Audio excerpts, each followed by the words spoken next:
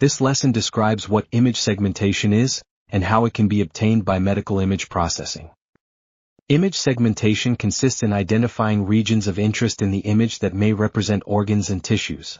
It can be used to identify healthy as well as damaged structures, in single images or in a series of images.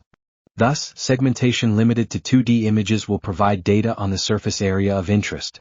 If repeated in a series of 2D images, 3D image segmentation can generate 3D digital volumes.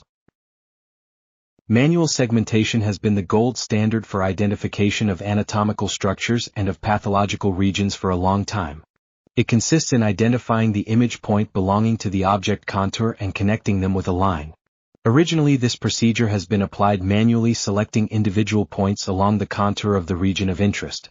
The coordinates of contour points are stored in the computer memory and used for calculations, like surface area, perimeter, etc. However, manual procedures are time-consuming, requiring a lot of work by expert users for image interpretation. Automatic segmentation methods have been developed recently, and they can greatly reduce the time required and enable large-scale image processing. As shown in this image, automatic methods can be used to segment an object in the image. One of them is to threshold intensity levels of the pixels. Another method is based on the gradient of the pixel intensities. That means to set the object contour where there is the maximum variation of pixel intensities. Some methods of object segmentation are based on the uniformity of object pixels.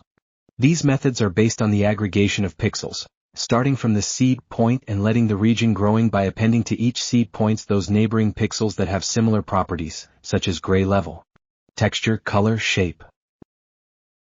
Image segmentation applied in several two-dimensional images provides detailed information of an entire organ or tissue. As shown here, CT and MRI images usually have uniform thickness.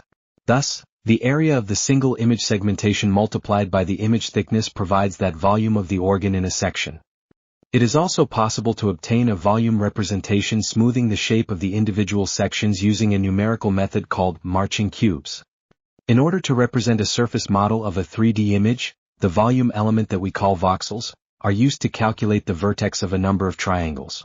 Using these triangles, as shown in the slide, it is possible to represent the object with a smooth surface that reproduces the actual shape of the segmented object. This ends lesson 1 of the second module. Please follow now the second lesson of this module.